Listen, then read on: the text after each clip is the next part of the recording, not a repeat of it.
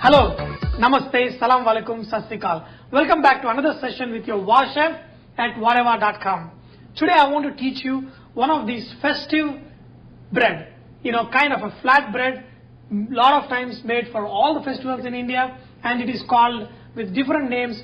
In the north it is called as Puran Poli, in the south it is called as Bobatlu, whatever name you call this beautiful chapati in between layered with nice sweet.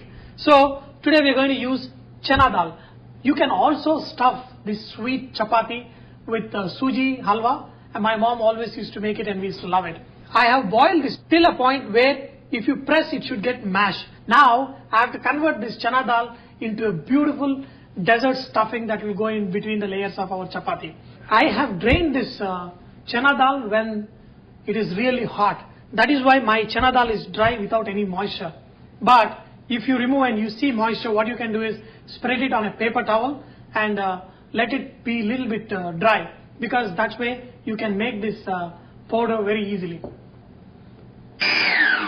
Now look at this very beautiful powder. Now we can use this for various sweet preparations, but today we are going to stick to our Puran Poli. Looking at this chana dal powder, somehow it reminds me of nice Mysore pak. And when are we doing Mysore pak? See, I've got a nice soft jaggery, but if you have your jaggery hard, you can just cut into small pieces and add to this. You can in fact add sugar also to this, but traditionally they use jaggery, and that gives a very nice honey kind of flavor, which I like. Now you can see with little bit heat, all this jaggery will start melting. It also takes the moisture from this dal. We are going to nicely flavor this mixture with cardamom powder. See now how beautifully this has melted down. Now I put it on a slow heat. While this cooks, I'm going to make some cardamom powder. A lot of you may be wondering, how to make a cardamom powder. So very simple. See, how we do cardamom powder is, add some of the cardamom into your blender. So after you add the cardamom in here and into your mixer, you can make it a powder, but it won't come into a fine powder. So what we always do is, we take some sugar, add this to cardamom, and then we blend it. That way it remains nice powder. Okay? There is a reason why I love, oh my God, what a flavor, oh my God, this is too strong. So there is a reason why I like to make a powder in the blender using little bit sugar, because it becomes a very fine powder. You don't have to worry about skin, because this skin is no more there. Everything becomes a fine powder, and I'm going to add some into here. When it is warm, if it is thick, when it is cold, it becomes really, really thick. So now I just switched off, and I'm going to let it cool down a little bit, and then we're going to make our bobatlu. How do we make the outside chapati, that in which this sweet is going to be as a stuffing? There are a lot of recipes.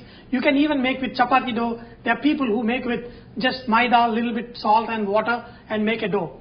But if you want to get a very thin layer and a nice consistency, see, it should be soft inside and a nice texture outside. So to do that preparation, we're going to do that. It's very easy. Let's say that I've taken 1.5 cup of maida here, very little bit, 1 teaspoon of suji in this, and another teaspoon of rice flour, and add pinch of salt. You should not taste the salt, but that enhances the sweet. And in this, you can add melted butter or oil, whatever you want. Just let's say 1 tablespoon of melted butter, and then mix it. We'll add some water to this and make it a very soft dough. Okay.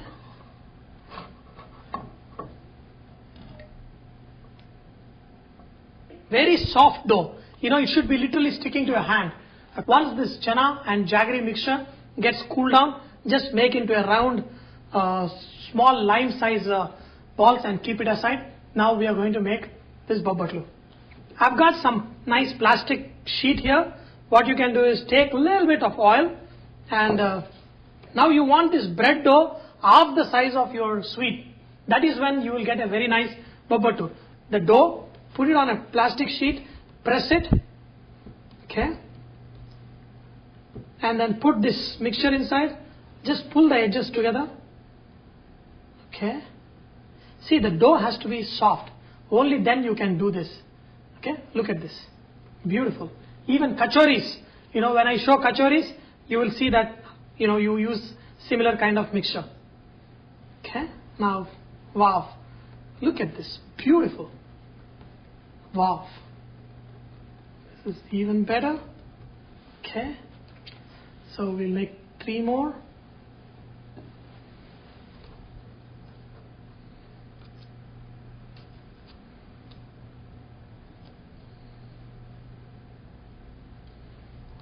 Okay, turn it, press it good.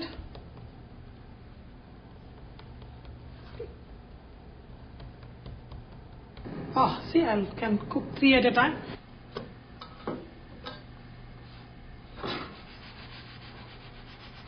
When you're cooking, just rotate it like this, and you can make really beautiful Puran Poli. Now you can see how beautiful these Puran Polis are. If you want to add a little bit butter on top, you can, but I don't usually add any butter. So I'll pull them out. Look at this, beautiful. Now you can see this Puran Poli, and see, look at this beautiful texture. And let's see. See, once you open this, look at how beautifully the sweet is evenly distributed. When you make Puran Poli, just make the size of a small puri, That way, kids would just take one and happily walk around and eat. I hope you have enjoyed today's session of learning to make this beautiful Bobatlu, Puran Poli, whatever you call it. And this is a beautiful festive dessert.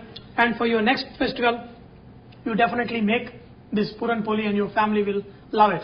And lastly, remember that VahRava is all about inspiring others to cook. So please post your recipes and cooking tips so others may benefit from your great cooking. Thank you.